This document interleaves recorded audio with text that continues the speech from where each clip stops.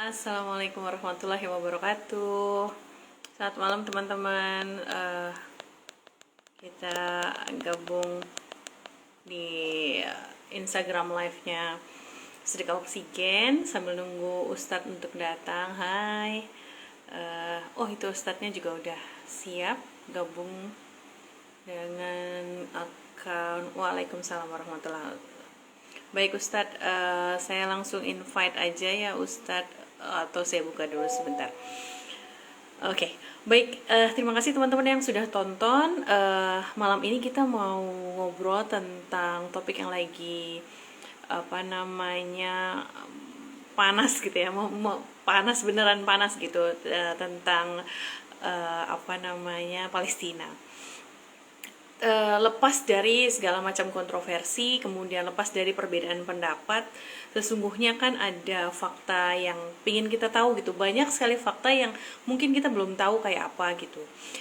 Kami dari Sedekah Oksigen sengaja mengundang Ustadz Kemal Aditya Warman. Beliau saya sudah cukup lama belajar sama beliau gitu ya. Beliau adalah alumni dari Universitas Al-Azhar Kairo di Mesir. Juga beliau adalah founder dari komunitas Azharian Center yang terakhir memberikan ilmu tentang Sirah Nabawiyah dengan free. Teman-teman bisa join di grupnya untuk belajar Sirah Nabawiyah. Nah, malam ini kita akan ngobrol sama Ustadz Kemal dalam bentuk tanya jawab, menjawab semua pertanyaan teman-teman, tentunya pertanyaan saya juga gitu ya, tentang banyak hal, tentang Al-Quds, tentang Palestina yang kita penasaran gitu. Ini sebenarnya gimana sih sejarahnya gitu ya. Kita fokus bicara tentang sejarahnya menurut dari perspektif sejarawan Islam, sejarawan Muslim gitu ya, kurang lebihnya ya. Baik, saya langsung invite teman-teman yang punya pertanyaan, silahkan langsung dituliskan, atau juga boleh di WhatsApp ke nomor 081191996921. Itu nomor khusus untuk terima pertanyaan di malam hari ini begitu ya.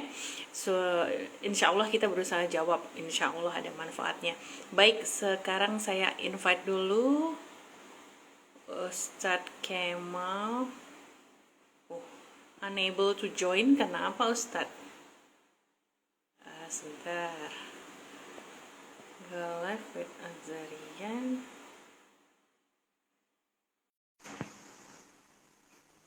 Azharian Center unable to join. Aduh, kenapa ya?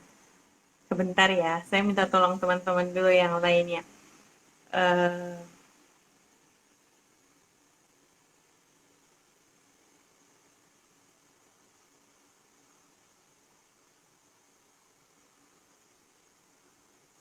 Kenapa nggak bisa join ya?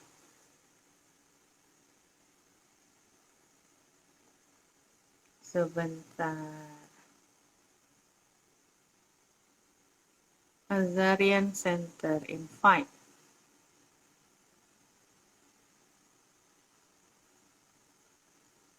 Coba kita tunggu.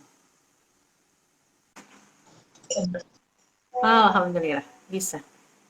Sebentar, kita tunggu dulu. Assalamualaikum warahmatullahi wabarakatuh, Ustaz. Waalaikumsalam warahmatullahi wabarakatuh. Waalaikumsalam. Waalaikumsalam warahmatullahi wabarakatuh. Sehat. Kedengaran suara saya ya, Ustaz ya? Kedengeran. Gimana dengan suara saya? Kedengeran nggak nih? Kedengeran, Ustaz. Ya. Alhamdulillah. Baik, Ustadz, kita langsung mulai aja ya. Jadi ceritanya dengan sedekah oksigen, Ustadz, kita sekaligus sedekah ilmu gitu ya, tentang apa saja gitu yang kita bisa share minggu lalu tentang autisme gitu. Nah, kali ini kita mau bicara tentang Palestina nih Ustadz, karena itu isu yang lagi hangat gitu ya di seluruh dunia. Supaya kita lebih berkomentarnya, boleh nggak sih sebenarnya di-share sebenarnya apa sih maknanya Quds, apa sih maknanya Palestina itu sebenarnya buat kita gitu, kaum muslimin di seluruh dunia, di Indonesia juga khususnya. Monggo Ustaz. Baik, di sini Bismillahirrahmanirrahim. Alhamdulillah wassalatu wassalam ala sayyidina Rasulillah wa alihi wa sahbihi man wala. Mungkin kita akan memulai dulu dengan pembicaraan kenapa sih apa sih pentingnya ya Al-Quds itu bagi kaum muslimin, ya kan? Kemudian apa namanya Al-Quds itu wilayahnya di mananya sih, masjidnya yang mananya. Ya. Kemudian ya kita secara singkat mungkin akan membicarakan penduduk asli ya, tapi secara singkat aja dulu karena kali ini membutuhkan kalau mau detail kita membahas bukunya dan saya kebetulan alhamdulillah ada bukunya ini dan bergambar gitu, bergambar tapi tayangnya bahasa Arab gitu. Kalau bahasa Indonesia mungkin akan lebih menarik dan tadi dibilang Bu Fani kita dari segi atau dari sudut pandang ilmuwan atau sejarawan Islam. Ya sebenarnya bukan hanya dari sejarawan Islam juga, sebenarnya dari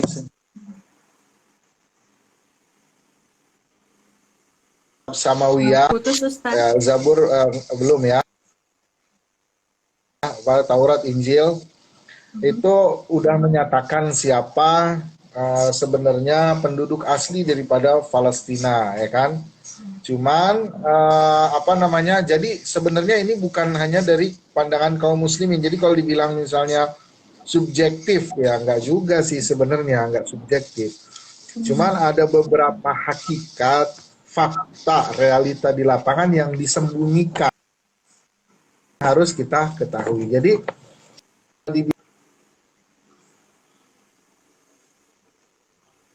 Putus Ustaz.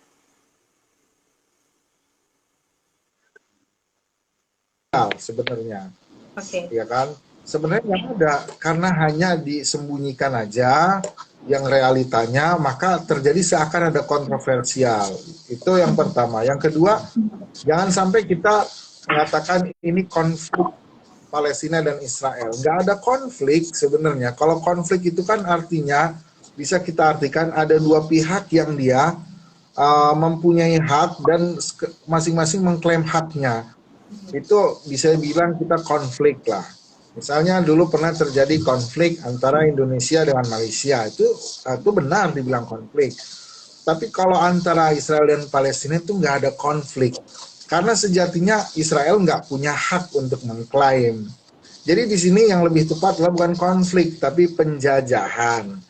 Oleh sebab itu, karena judulnya penjajahan, tanpa kita memandang dari segi agama, kita memandang dari segi kita sebagai orang Indonesia kan jelas bahwasannya penjajahan harus dihapuskan. Jadi kalau ada yang bilang ini bukan urusan kita, ya berarti dia tidak memahami daripada pembukaan Undang-Undang Dasar 1945 atau dia pura-pura nggak paham atau dia memang tidak punya simpati dan empati. Jadi kita dari segi kita sebagai bangsa Indonesia itu sudah seharusnya simpati terhadap permasalahan ini karena judulnya penjajahan.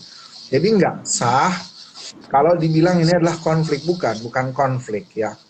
Nah, presiden dari pertama kita sampai sekarang juga sudah menyatakan persetujuan terhadap Palestina. Jadi ini jangan sampai kita katakan ini bukan urusan kita gitu. Kita sendiri kalau lagi konflik, kalau lagi butuh bantuan pasti kita ingin diperhatikan orang lain gitu kan.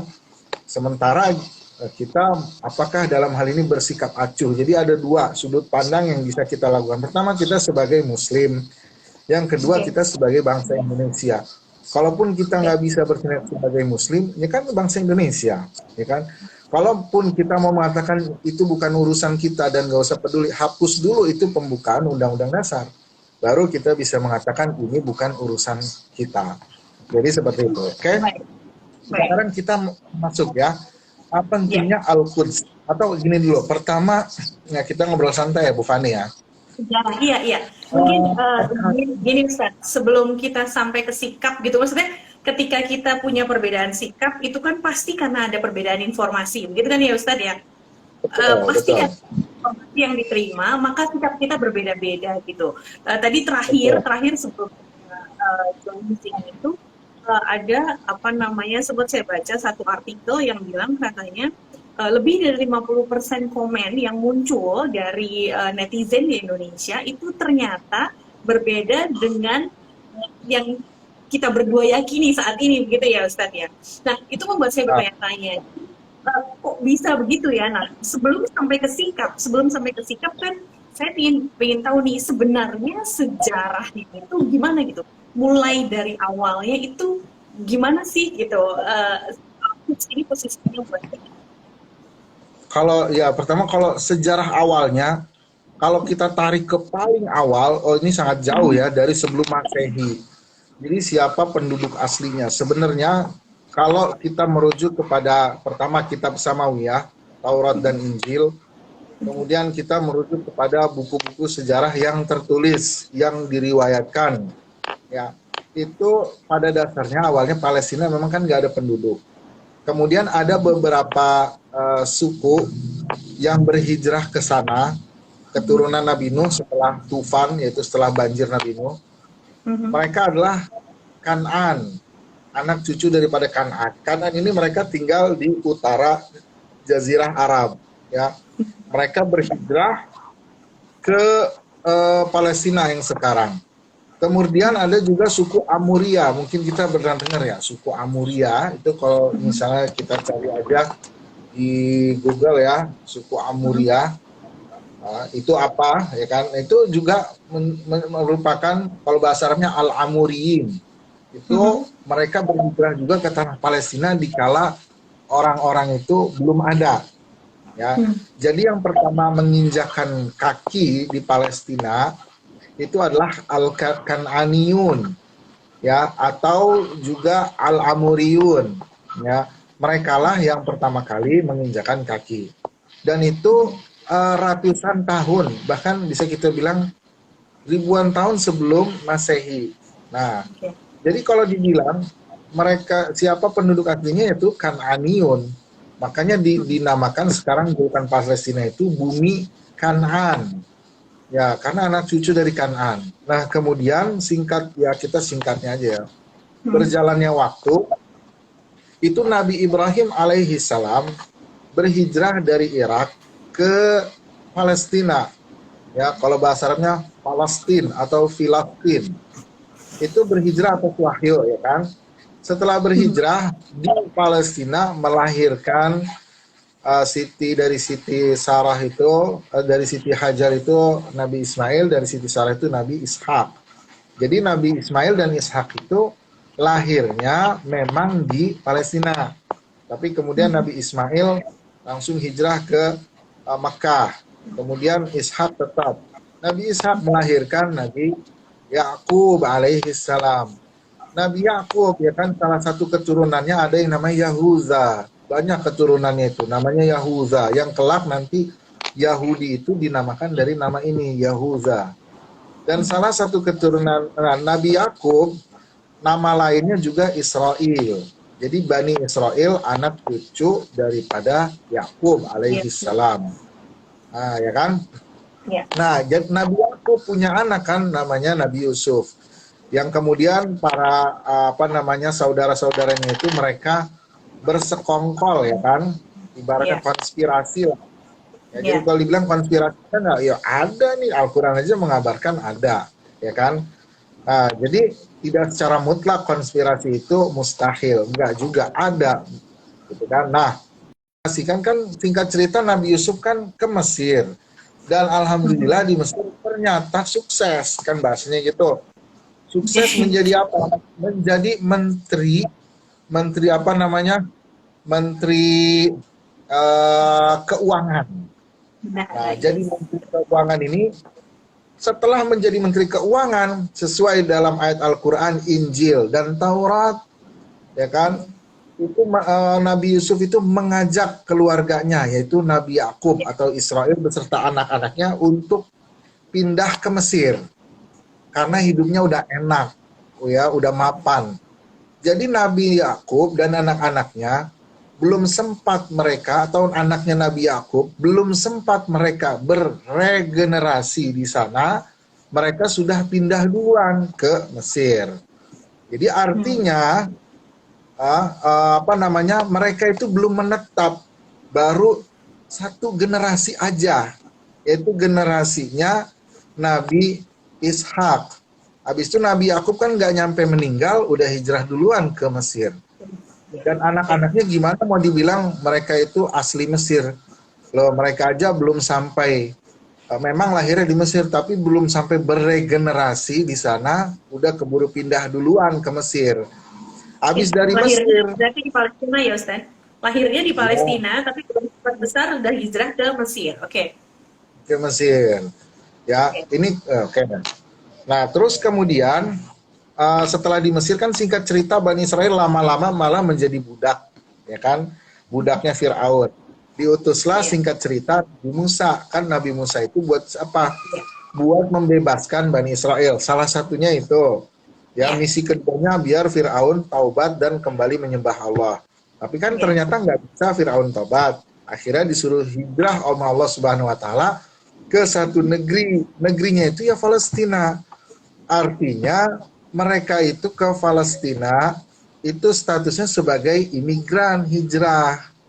Jadi di mana sebenarnya tempatnya mereka?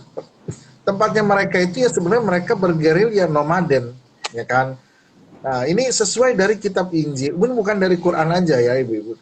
Dari Injil juga, ya kan? Ada nanti sumbernya, cuman di sini saya tidak sebutkan karena untuk mempersingkat. Ya, jadi mereka itu nggak bisa dikatakan orang Yahudi bagaimana sekarang mau mengklaim mereka itu sebagai penduduk asli Palestina. Dari mana klaimnya? Kalau dari awal aja uyut mereka, dedengkot mereka, anaknya Nabi Ishak yaitu Yahuda nggak sampai satu generasi tinggal di Palestina. Kok bisa mengklaim kalau mereka itu penduduk asli Palestina? Sementara yang lain-lain, ya, yang lain-lain seperti bangsa Amuria dan bangsa Kanan itu udah ratusan tahun mereka sebelum Nabi Yakub dan anak-anaknya tinggal di Palestina. Jadi kalau mau dibilang sebenarnya penduduk aslinya siapa? Yaitu Kanan dan Amuria. Dan bisa nggak diklaim Yahudi atau Bani Israel sebagai penduduk asli? Nggak bisa. Mereka itu hanya imigran ke sana. Ya, jadi imigran aja. Jadi kalau dibilang mereka sebenarnya apa imigran? Terus mereka sebenarnya di mana sih aslinya? Kan mereka itu nomaden jadinya dari sebelumnya juga ke Mesir, ke sini, ke sini, ke sini, dan memang ada janji Allah suatu saat nanti mereka dikumpulkan dalam satu tempat gitu. Dan itu sekarang ini terjadi.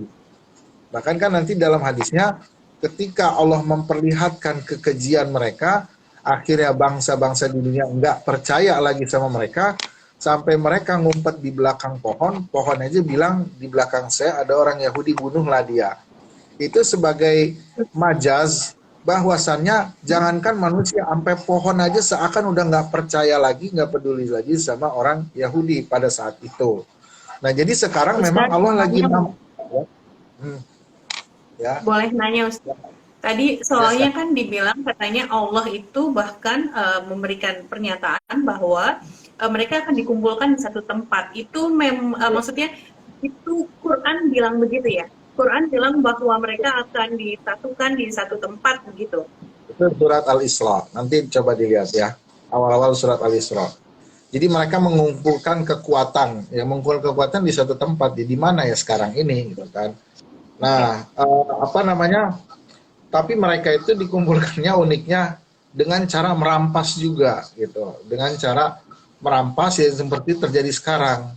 Jadi kalau dibilang ya apa yang terjadi sekarang adalah sebuah rampasan, merampas, menjajah, ya itu benar terjadi, ya kan? Kapan coba keturunannya Simon Peres, keturunannya Sharon atau siapa yang dulu uyutnya pernah berjasa terhadap tanah Palestina? Nggak ada.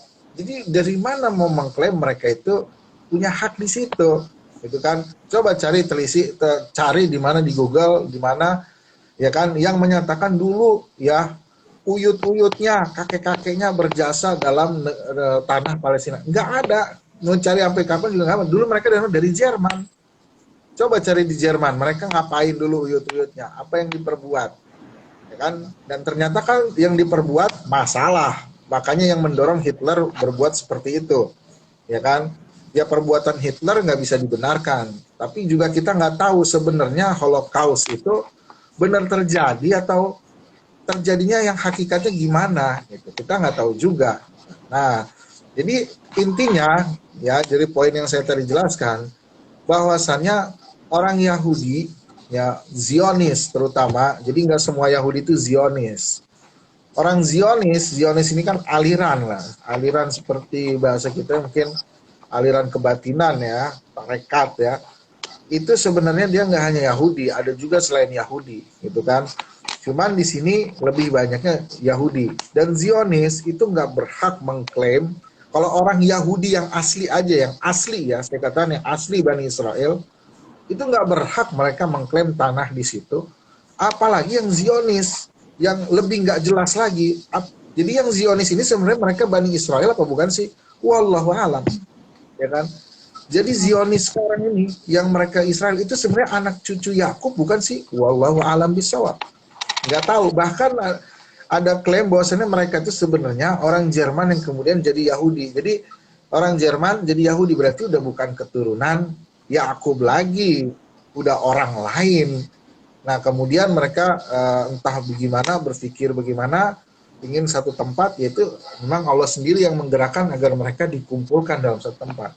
Jadi ibu-ibu juga jangan kaget kalau misalnya ada Yahudi yang menolak negara Israel itu banyak ya, ada, dan kita bisa lihat sekarang ini yang ortodoks, karena mereka melihat bahwasannya klaim ini sebenarnya nggak ada di Taurat. Jadi ini mereka sisipkan, mereka selipkan, dan ada agenda politik, tapi didasari oleh agama. Nah itu ada mereka Yahudi yang menolak Israel. Jadi sebenarnya kita musuh itu Zionis. Yahudinya gimana kita musuh ya? Kalau orang Yahudi, ya kalau dia tidak mencari masalah sama umat Islam, ya jangan dimusuhin. Kalau Yahudinya cari masalah, baru kita musuhin, gitu kan? Jadi yang jelas-jelas kita musuhin adalah Zionis. Nah ini kita harus cerdas dalam memilah-milah. Jadi jangan sampai juga kita memusuhi mentang-mentang dia Yahudi, langsung lantas kita musuhi benar-benar. Kalau memang dia nggak setuju dengan Israel, dengan Zionis, untuk apa kita musuhi juga? Kalau dia memang tidak cari masalah.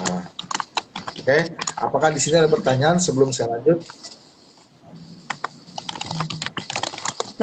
Saya pribadi belum ada, sampai sekarang belum ada, Ustadz. Saya pribadi sebenarnya penasaran gitu ya. Kan sekilas kita dengar tentang apa sih artinya Al-Quds, artinya daerah Palestina itu kita gitu ya. Al-Aqsa itu artinya buat kita itu apa aja gitu. Itu kiblat pertama lah, itu tempat transitnya Nabi Muhammad gitu ya. Saat Isra Mi'raj. Tapi apa namanya, selain dua itu sebenarnya apa sih yang sebenarnya perlu kita tahu gitu Ustadz, yang membuat kita perlu sebenarnya connect sama mereka gitu, connect sama mereka yang tinggal. Ya, masalahnya kan sudah diklaim dalam Al-Quran bahwasannya salah satu ayatnya yang sudah sering mungkin disebutkan ya, surat Al-Isra, alladzi barakna haulahu. Jadi barakna, kami berkahi sekitarnya, ya kan? Jadi memang negeri itu adalah negeri yang diberkahi. Berkahnya itu gimana sih? Jadi negeri itu negeri apa tuh yang dalam surat Al-Isra? Adalah negeri Syam. Negeri Syam itu yang meliputi Suriah, Palestina sekarang. Nah, itu diberkahi dalam apa? Ya mungkin ibu-ibu berpikirkan dia Arab ya, tandus, diberkahi dari mana?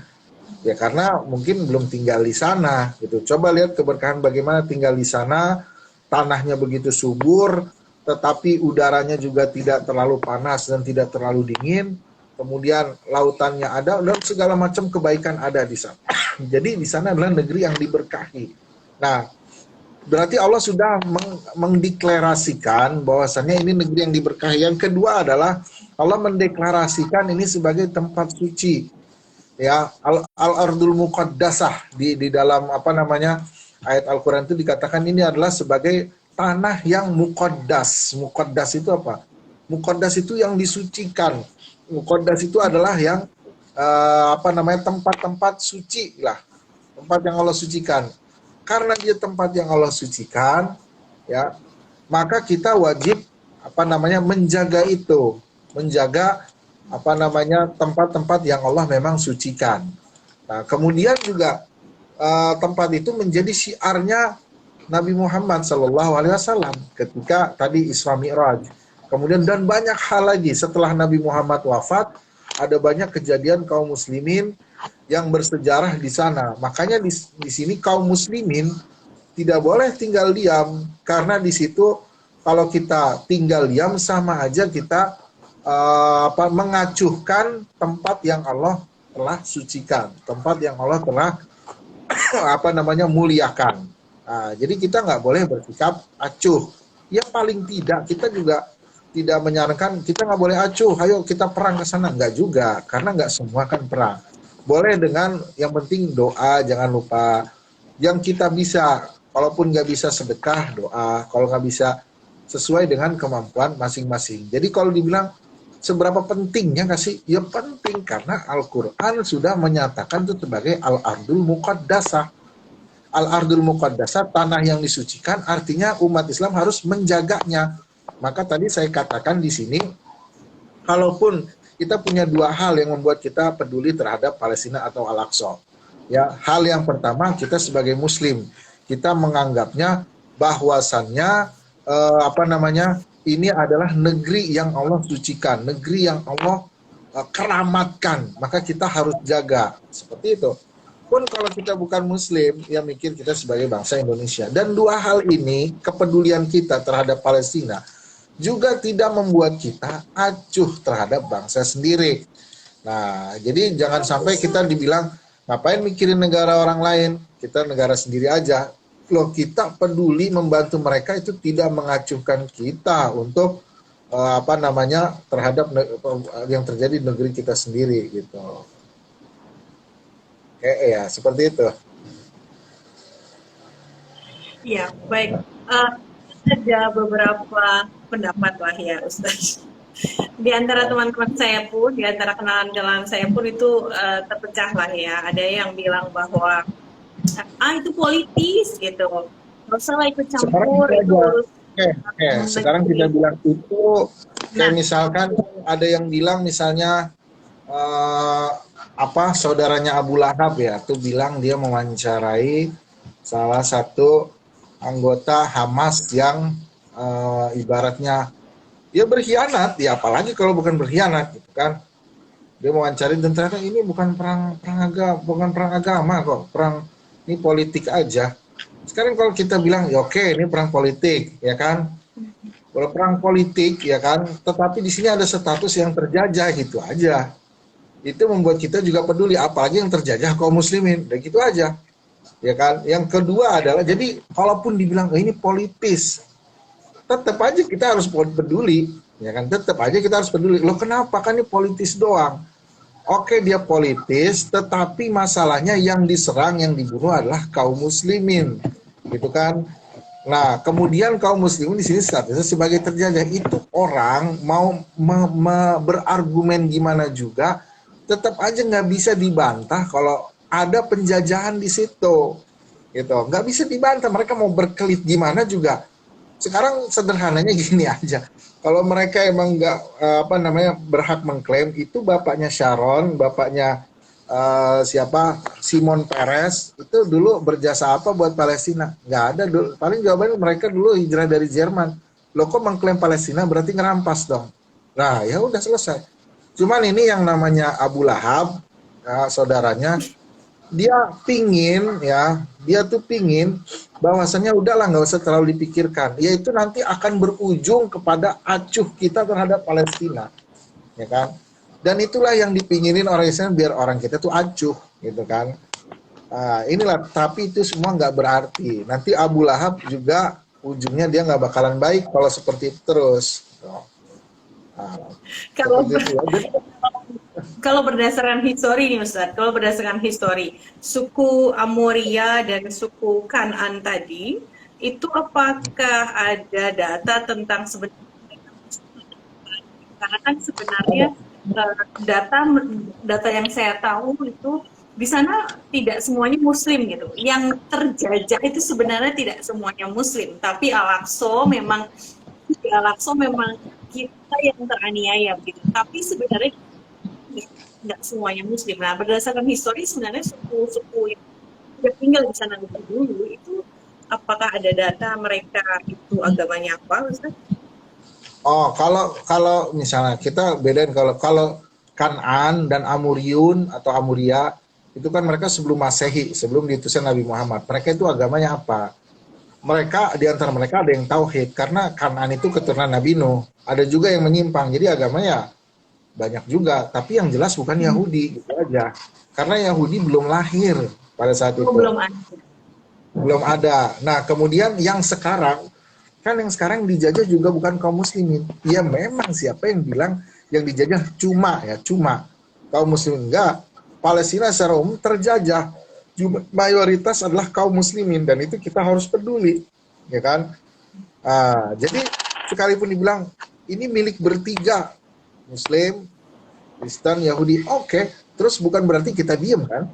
Nah, di sini yang dimau Abu Lahab adalah kita diem. Nah, itu adalah trik dia bagaimana caranya. Sekarang kalau dibilang kenapa Hamas menyerang Israel duluan? Ada yang menulis di Twitter, saya kebetulan aktif di Twitter, ya ibaratnya orang jago pencak silat, kita serang duluan dan kita nggak bisa silat. Itu namanya nyari mati, ya kan? Ini Hamas menyerang duluan tuh nyari mati. Ya sekarang gimana nggak mau nyerang duluan? Ya kita sebagai orang yang dijajah, dia pasti akan menyerang duluan, pasti akan terus mencoba gimana caranya penjajah itu kabur. Hamas itu terus mencoba bagaimana penjajah itu bisa lepas dari situ, bisa kabur. Jadi kalau mau dibilang Hamas salah, lebih salah lagi Israel ngapain di situ, ngapain rampas, ya kan? Coba Israel nggak di situ, nggak di roket kan sama Hamas, berarti salahnya juga ada di Israel, ngapain ngerampok orang. Nah, seperti jadi kita dimainkan logika yang sebenarnya seakan-akan logikanya itu apa namanya final, padahal itu adalah sebuah logika yang mentah gitu. Kita butuh kritis juga, butuh ini juga data juga gitu kan. Jadi jangan tertipu oleh pemikiran-pemikiran seperti itu. Gitu kan. Jadi kalau di awal dari kenapa Hamas nyerang, balikin lagi kenapa Israel ngerampas. Nah, gitu aja. Nah, ya kan. Jadi nggak ada celah bagi mereka. Sekarang orang Kristiani bagaimana kedudukannya? Orang Kristiani di Palestina juga mereka tidak setuju terhadap Israel. Kenapa? Dan orang Yahudi yang ortodoks juga nggak setuju. Kenapa? Mereka hidup bertahun-tahun, beratus-ratus tahun bersama kaum muslimin hidup damai. Setelah perang salib, dulu kaum muslimin pas Al-Aqsa direbut pertama kali oleh kaum salib, itu sampai banjir darah dibantai oleh kaum salib. Tapi setelah Salahuddin Ayyubi menaklukkan dan masuk ke dalam Masjidil Aqsa, nggak ada satupun kaum Kristen yang dibantai oleh Salahuddin Al-Ayyubi. Dan setelah itu dan setelah perang salib selesai, mereka hidup berdampingan. Muslim, Yahudi, dan Kristen berdampingan. Nah ini Zionis inilah yang jadi masalah besar bagi apa namanya kaum muslimin secara khusus dan bagi umat manusia secara umum. Seperti itu. Ya, Baik. Kalau membahas yang apa namanya info yang belakangan gitu ya, itu memang akan jadi apa? Akan jadi banyak pendapat yang saya pribadi dan teman-teman di Sedia Oksigen eh, sangat ingin tahu sebenarnya secara sejarah itu bagaimana. Tadi sudah terjawab sedikit sama Ustadz tentang bahwa penduduk asli di situ itu bahkan ada sebelum keturunan Bani Israel dah hadir. Itu bahkan ya, sebelum Masehi, gitu kan ya. Jadi ya, memang sudah ada penduduk asli di daerah situ, gitu ya, kedua suku itu tadi yang ada yang kemudian baru setelah beberapa ratus atau berapa ratus atau puluh tahun kemudian baru ya, datanglah keturunan dari Nabi Ibrahim yang hijrah ke situ. Ya, ceritanya yang Ya, betul. betul ya. Terus ada lahir Nabi Ishak, Nabi Yakub, yang kemudian dari situ mereka hijrah lagi ke Mesir. Dari Mesir mereka kembali lagi, itu ya ceritanya. Betul, betul. Jadi Bani Israel yang mana itu sebenarnya adalah keturunan dari Nabi Yakub, mereka ada di situ sesudah adanya orang-orang asli yang memang tinggal di situ, dan mereka Ya, sempat meninggalkan daerah ini ke Mesir, kemudian baru kembali lagi setelah betul. hijrah sama Nabi Musa. Betul begitu ya Ustaz? Betul, betul. Ya. Betul. Nah, tapi zaman Nabi Yusuf itu mereka tinggalnya di Mesir. Mhm. Nah, ya jadi bukan Pada zaman ah, ya di Mesir, bukan di Palestina, karena apa namanya, dipanggil oleh Nabi Yusuf seperti itu. Nah, ya jadi kalau mereka mau ini kita mau sempat pandang, ke sana. ya, Mhm. mau pandang Iya Ustaz. baik pandangan Islam atau pandangan apa namanya yang lain, itu tetap dikatakan bahwasannya apa namanya, penduduk aslinya itu bukan Bani Israel gitu, tapi Kan'an tadi itu adalah penduduk asli daripada ini apa Palestina seperti itu. Oke. Keturunannya dari Nabi Nuh, gitu ya? Iya, betul. Baik. Itu dia dengan dari Nabi Nabi Nuh, Kan'an ya. Jadi kan setelah tufan tuh Ya. ya, kan tufan itu kan semua hancur tuh, ya kan. Mhm. Nabi apa namanya, Nabi Nuh membawa manusia keturunannya dan keturunannya juga. Kemudian apa namanya, semua diangkut ya, binatang-binatang. Nah, kemudian setelah tufannya selesai, ya mereka beranak pinak gitu. Beranak pinak Di dari Nabi, situ, ya. di situ. Kenapa? Jadi ketika ketika Ya, selesai banjirnya besarnya itu, mereka berhenti di situ, kemudian beranak pinak di situ. iya, jadi mereka itu dari keturunan Ham. Ham itu anaknya Nuh.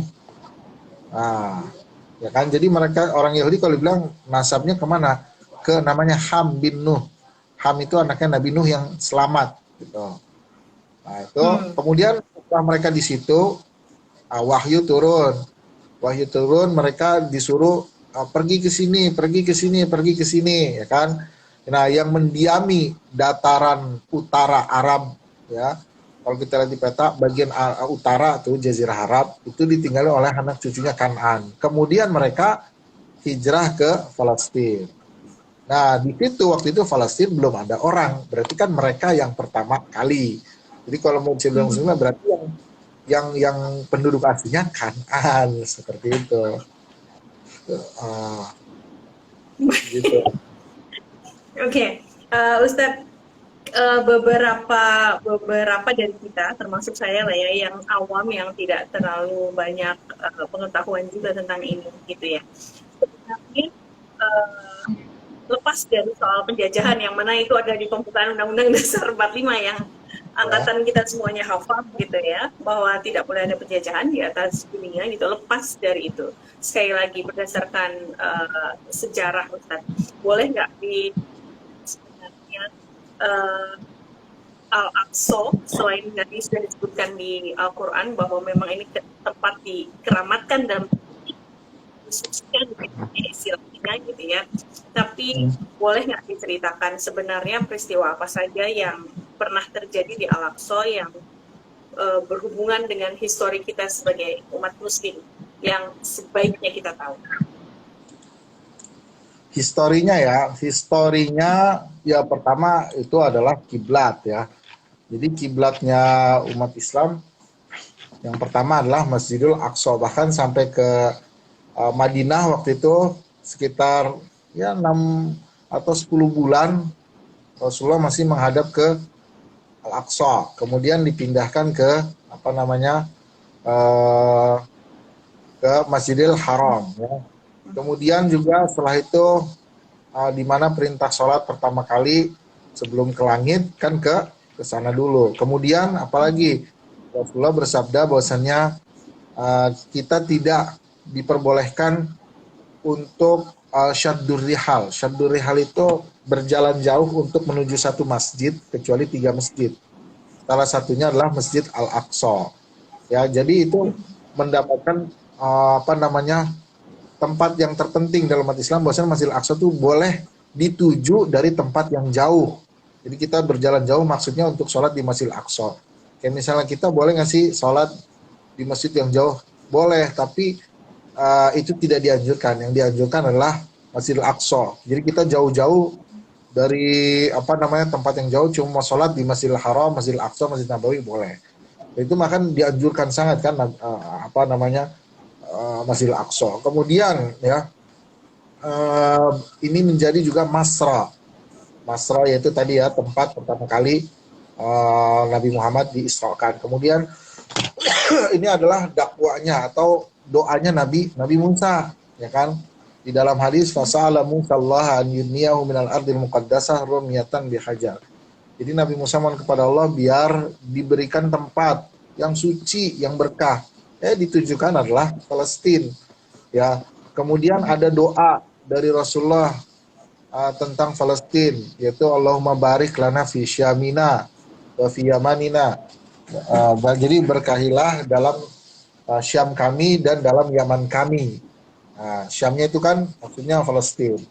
Kemudian ada lagi hadis bahwasannya nanti di akhir zaman, ya kan, bahwasannya setelah hancur ya kita nggak tahu nih bagaimana ya, maksudnya akan terjadi bagaimana itu kita nggak tahu. Bahwasannya di akhir zaman nanti ya ada kan keluar api ya. Api itu akan menggiring manusia nanti. Nah, menggiring manusia itu berperang lah. Kemudian kata Rasulullah, alaikum bisyam, jagalah negeri Syam. Ya, kemudian juga bahwasannya apa namanya Syam ini adalah kan ada dalam ayat Quran wastami yauma yunadil munadi min makanin qarib. Ya. Bahwasannya nanti di hari kiamat pertama kali manusia digiring itu dari negeri Syam. Nah, kita gimana kok? Kan kiamat hancur semua. Kok ada lagi negeri Syam? Itu kita nggak tahu gimana caranya. Kita belum ada pengetahuan. Yang jelas dari negeri Syam itu dari Baitul Maqdis, manusia akan mulai digiring menuju mahsyar. Ya, kemudian ya ini menjadi tempat yang diziarahi banyak oleh para sahabat. Ya, Umar bin Khattab, Abu Ubaidah, terus Sofia, Ummul Mukminin, Muaz bin Jabal, Abdullah bin Umar, Khalid bin Walid, Abu Zar Ghifari, Abu Darda, Salman Farisi, mereka semua berziarah. Dan mereka itu adalah 10 orang yang dijanjikan masuk surga. Artinya kalau 10 orang ini berziarah ke sini, berarti ini tempat mempunyai apa namanya urgensi yang sangat besar. Terus kemudian bahwasannya negeri ini ya akan menjadi tempat ya di mana kaum muslimin nanti di akhir zaman meraih kemenangan. Kemudian negeri ini juga pernah menjadi Palestina itu apa namanya tempat setelah kan Baghdad mengembalikan Baitul Maqdis. Nah, Baitul Maqdis itu pernah jadi juga pusat pemerintahan Islam pada waktu itu. Jadi sangat banyak untuk bagi apa sih yang mendorong kita agar peduli selaku kaum muslimin? Yaitu hal itu tadi udah cukup banget, udah sangat banyak gitu. Seperti itu. Kalau kemudian kita bicara tentang pembebasan Al-Aqsa, apakah dalam Quran atau hadis kemudian ada pernyataan gitu tentang kayak kalau kiamat kan ada statement tentang apa tanda kalau kita insya Allah suatu ketika nanti membebaskan Al-Aqsa itu apakah ada tanda-tanda juga kita bisa pelajari dari Quran dan hadis, Ustaz? Maksudnya gimana, Bu ini? Tanda-tandanya apa gitu? Tanda-tandanya apa sih kalau waktunya itu sudah tiba ketika kita dengan pembebasan Al-Aqsa? Oh, jadi waktunya gini. Jadi itu kalau dilihat surat Al-Isra ayat 4, bahwasanya memang sudah ditakdirkan di Bani Israel itu akan merusak bumi itu 2 kali, berbuat kerusakan. Yang kali pertamanya waktu zaman Nabi Musa, yang kali keduanya kapan? Itu di akhir zaman. Nah, sebagian mufassirin, sebagian ahli tafsir kontemporer mengatakan dan itu terjadinya sekarang. Yang kedua kali itu sekarang ini nih. Jadi cuma 2 kali mereka itu bisa membuat kerusakan di muka bumi. Setelah itu, ya kan, mereka itu menjadi orang yang terhina. Kan? Itu ada, coba dilihat dalam surat Al-Isra ayat 4 dan 5. Ya, atau sampai 7 lah. Nah, setelah itu, setelah mereka ini kan udah kali kedua. Berarti itu udah tanda sebenarnya mereka itu udah di akhir. Apalagi puncak-puncaknya kalau mereka udah bisa sampai mendirikan negara, ya kemudian negaranya makmur kaya, berarti udah sampai puncak tuh. Kalau udah sampai puncak berarti tinggal nunggu turunnya aja. Seperti itu. Jadi sekarang ini udah kelihatan tanda-tanda mereka itu sebentar lagi akan runtuh. Sebentar lagi akan musnah. Karena ini adalah kali yang kedua. Kita lihat mereka banyak buat kerusakan. Seperti itu. Nah, tadi dibilang Bani Israel itu akan membuat kerusakan 2 kali gitu ya, Ustaz. Yang pertama di zamannya Nabi Musa. Nabi Musa. Uh, Boleh nggak di-share sebenarnya pada waktu supaya kita bisa dapat gambaran gitu ya. Sebenarnya gimana sih mereka merusak bumi itu mereka gimana gitu. Pada zaman itu apa yang mereka lakukan sebenarnya? Ya, yang mereka lakukan ya. Jadi salah satunya adalah mereka menciptakan Tuhan baru ya, Samiri kan. Ya, jadi apa namanya? Dan mereka akan menjadi orang yang, ini kan ayatnya wala talun nauluwan kabiro. Kamu akan menjadi bangsa yang tinggi ya, maksudnya bangsa yang super power lah. Nah, jadi kalau super power sekarang ya. Nah, kemudian bagaimana terjadi di zaman Nabi Musa kan? Nah, ini kita lihat di sini dari kitabnya ya. Karena awal fasan qatlu Zakaria. Oh, jadi pertama, maaf, yang terjadi kerusakannya adalah mereka membunuh para nabi. Itu kerusakan pertama ya. Nah, siapa Pak nabi yang dibunuh adalah Nabi Zakaria. Nah, jadi Nabi Zakaria ini dibunuh, ya kan? Jadi pembunuhan mereka terhadap para nabi itu dihitung sama Allah sebagai kerusakan pertama. Nah, kemudian jadi apa namanya? Siapa aja nabi yang dibunuh? Banyak. Salah satunya adalah Nabi Zakaria. Nah, itu kan kerusakan besar. Nabi dibunuh, ya kan? Maka di sini kata siapa namanya tafsir ini Al-Imam At-Tabari. Jadi awalul fasadain qatlu Zakaria. Jadi awal pertama yang mereka buat kerusakan adalah membunuhnya Nabi Zakaria. Ya kan? Kemudian Allah utus malaikat, kemudian Allah buat malaikat itu menjadi pasukan dan menyerang mereka. Ya, jadi ini kerusakan pertama.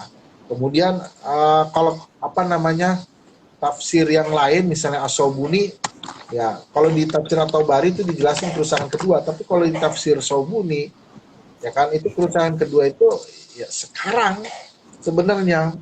Jadi belum, yang dulu-dulu tuh belum terjadi. Ya kan, jadi kerusakan pertama itu apa? Membunuh para nabi.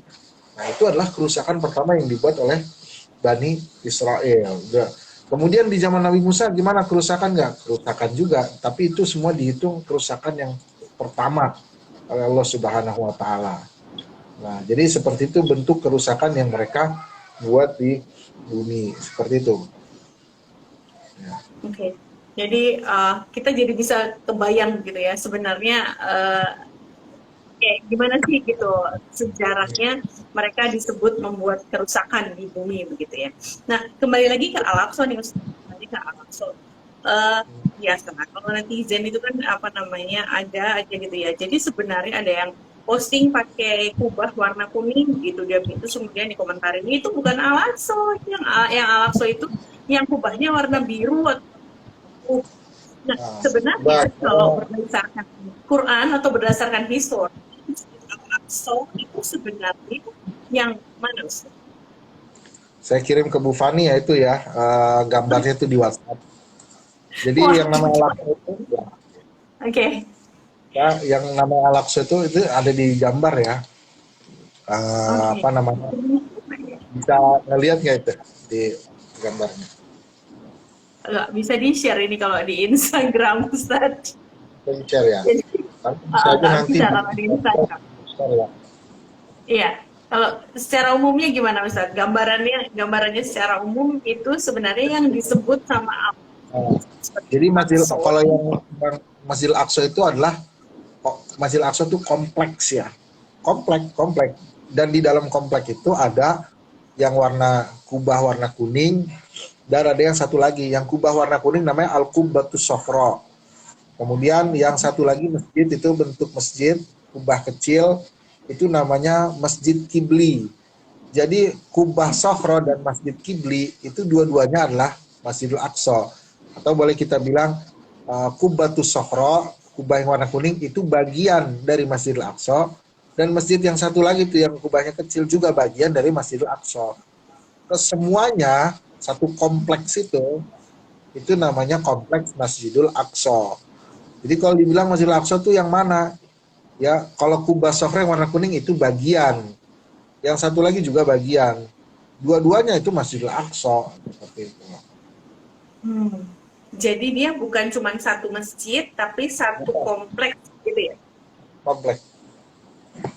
Ya, seperti itu.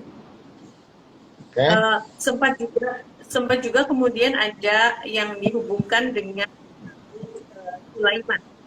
Kalau dari eh, sudut histori Islam itu eh, gimana perannya Nabi Sulaiman dalam ini, Ustaz? Ya, Nabi Sulaiman itu klaimnya dari mana? Klaim orang Yahudi ada Nabi Sulaiman apa namanya mempunyai apa sih namanya Haikal Sulaiman. Haikal itu adalah candi ya, candi Sulaiman, ya kan?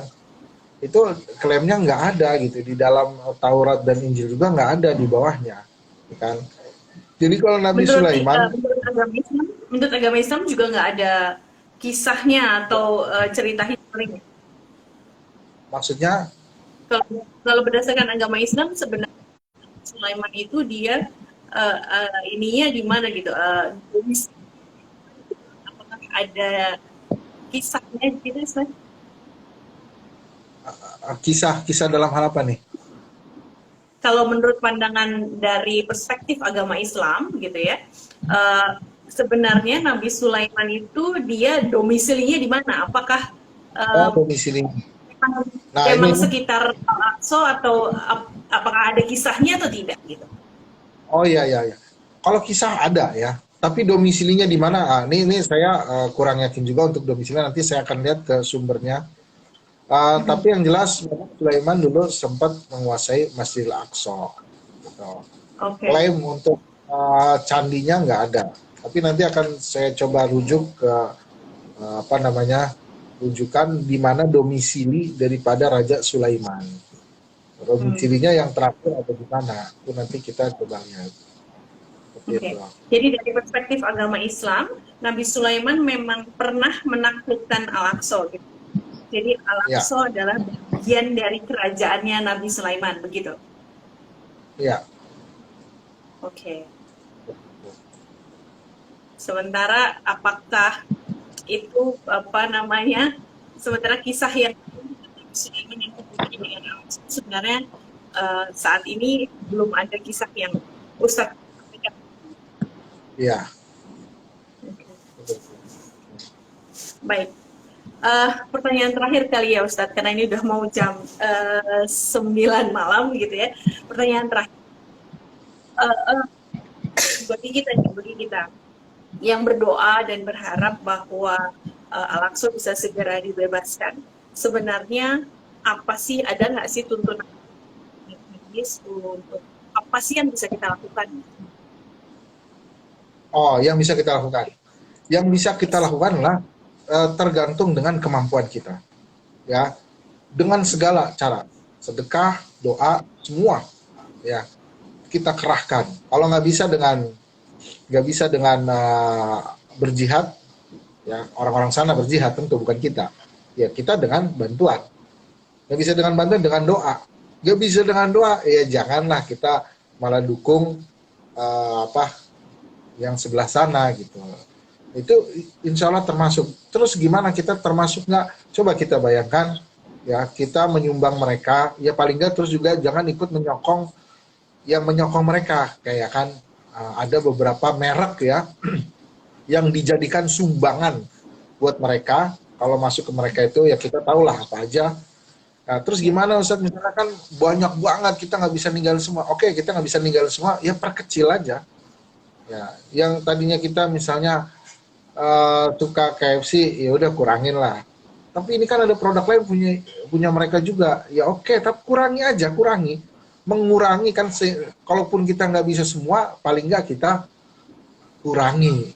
Nah, ya kan? Itu yang bisa kita lakukan. Terus kalau yang kita lakukan, bayangin aja. Kalau misalnya kita sumbangkan, kemudian mereka gunakan, kan itu jadi amal jariah. Dan ini juga tidak menutup kita untuk peduli sama bangsa sendiri. Jadi nggak ada yang tumpang tindih kecuali yang mentumpang tindihkannya itu sendiri, gitu, membuat ribet itu sendiri, gitu. Nah, Jadi sebenarnya itu bukan dua hal yang perlu ditabrakkan gitu ya. Apakah membantu saudara-saudara kita di sini di negara sendiri atau membantu saudara-saudara kita di sana gitu ya di Palestina, itu dua hal itu yang hanya bisa itu dilakukan bersama-sama gitu ya Ustaz. betul. Itu Sorry kalau Ustaz. dibilang kita bantu yang mana, kita bantu yang mana? Ya dua-duanya. Berarti sekarang masalahnya ada di manajemennya. Kita butuh orang yang bisa memanage biar kanan dapat dan kiri juga dapat. Kalau kita salah satunya salah, misalnya kita peduli dengan Palestina, terus kita lupakan juga bangsa Indonesia yang kelaparan di sini, salah juga. Terus kita peduli sama yang di sini, melupakan yang di sana juga, salah juga. Jadi yang benar adalah yang seimbang. Maka di sini yang dibutuhkan cuma manajemen. Itu aja, gitu kan. Jadi yang sengaja menabrakkan itu sebenarnya yang dia sebenarnya pengen nggak peduli, gitu. Cuman caranya dia nggak nemu selain dengan cara nabrakin begitu, gitu kan. Sebenarnya nggak nabrak, dia aja yang nabrakin, gitu kan. Seperti itu, tidak bertabrakan. Nah, seperti itu kira-kira Bu. Jadi kita Baik, bantu sesuai dengan kemampuan kita. baik. Nah, Baik teman-teman yang hadir bersama kita. Apakah ada pertanyaan? Kalau ada pertanyaan boleh langsung apa namanya ditulis begitu atau mau disampaikan langsung. Kalau disampaikan langsung nanti saya invite untuk join live-nya kita. Dari beberapa yang hadir ada siapa ini, Pak Uki Suruki, Mas Alban, Adi Fadriansyah. Oke, ada lumayan banyak, uh, Sari Mak Said. Apakah ada pertanyaan tentang Al-Aqsa, tentang apa yang sebenarnya perlu kita lakukan? Kalau sementara sih tadi kesimpulannya adalah bahwa ada dua perspektif gitu ya Ustadz yang kita bisa pakai untuk melihat kasus penjajahan yang sedang terjadi di Palestina. Pertama adalah perspektif bahwa kita sebagai manusia Indonesia yang pembukaan Undang-Undang Dasar 45-nya yang pertamanya adalah bahwa penjajahan harus dihapuskan dari seluruh dunia. Dari situ saja tadi bisa disimpulkan bahwa sebagai manusia Indonesia tentu kita bakal menolak segala macam jenis penjajahan. Kemudian iya, dari sisi yang kedua adalah dari sisi kita sebagai manusia Indonesia yang Islam gitu ya. Karena iya, berdasarkan sejarah, berdasarkan Quran gitu bahwa Allah sendiri sudah memberikan pernyataan bahwa Al-Aqsa adalah tempat yang disucikan gitu kan ya. Adalah satu dari masjid yang kita boleh berjalan dari jauh untuk jadi ya Ustaz ya. Jadi semuanya tadi. Lalu apa saja sih yang bisa kita lakukan gitu ya untuk mendukung proses pasnya daerah itu dari adalah apa saja yang kita bisa lakukan. Tapi dengan catatan bahwa bukan berarti kita boleh melupakan saudara kita sendiri yang ada di sini, gitu ya. Ya, Catatannya begitu ya, Ustaz. ya, Hanya karena kita peduli sama saudara-saudara kita di Palestina, bukan berarti kita mengurangi kepedulian kita sama saudara-saudara kita yang ada di Indonesia. Karena dua hal ini sesungguhnya bukan dua hal yang perlu dipertentangkan, karena jalan bersama. betul, Gitu ya Ustaz ya. betul Oke. sekali. Eh, sampai saat ini belum ada pertanyaan yang masuk, begitu ya Ustaz.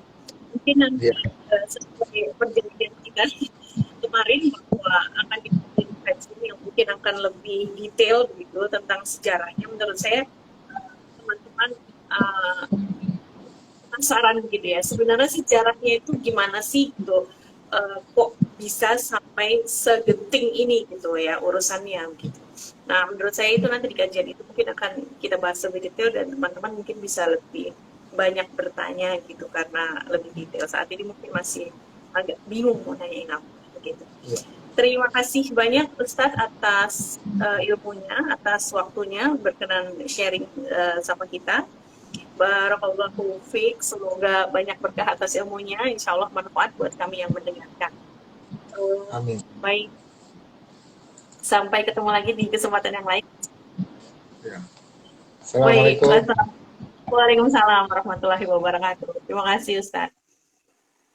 Baik, teman-teman, terima kasih sudah hadir, terima kasih sudah bersama-sama sama saya untuk belajar bareng-bareng bareng Ustadz Kemal gitu ya. Ini adalah salah satu usaha dari Sedekah Oksigen sebenarnya untuk sedekah ilmu gitu, untuk berbagi ilmu dengan free begitu ya. Kita kondisinya sekarang pandemi sehingga nggak bisa pergi kemana-mana, tapi itu harusnya tidak membuat kita jadi berhenti gitu untuk mengejar ilmu. Kebetulan dipermudah dengan teknologi. Acara ini adalah acara Instagram Live-nya Sedekah Oksigen yang rutin dilakukan setiap hari Rabu. Jamnya bergeser, kadang jam 4 sore, kadang jam 8 malam. Minggu lalu kita bicara tentang berbagi gitu ya, soal di hari Lebaran. 2 minggu yang lalu kita bicara tentang autisme. Dan minggu depan kita akan bicara tentang investasi bersama Mang Amsi gitu ya, pakarnya syariah saham. So, semoga informasi yang disampaikan hari ini bermanfaat, begitu ya. Semoga itu menjadi sebuah informasi yang membuat kita bisa memutuskan, memberikan sikap yang jelas, begitu, terhadap kondisi yang sekarang. Lepas dari pendapat saya pribadi sebagai bagian dari Sedekah Oksigen sendiri menolak segala macam bentuk kekerasan, termasuk penindasan. Lepas dari agama, lepas dari suku, lepas dari lokasi, gitu ya. Dan pendapat Sedekah Oksigen tidak berhubungan langsung dengan pendapat saya pribadi sebagai personalnya, sebagai satu di antara sekian banyak personalnya Sedekah Oksigen. Demikian, semoga sesinya ini bermanfaat, ada yang bisa diambil manfaatnya. Kalau seandainya ada yang salah, itu jelas datangnya dari saya. Kalau misalnya ada baiknya, itu datang dari Allah dan melalui Ustadz Kemal dengan ilmunya. Semoga teman-teman bisa mengambil kebaikan-kebaikan yang kami sampaikan saat ini, gitu ya. Sampai bertemu lagi di kesempatan yang lain di minggu depan dengan pembicara yang lain lagi. Topiknya adalah tentang investasi. Hari Rabu jam 8 malam insya Allah.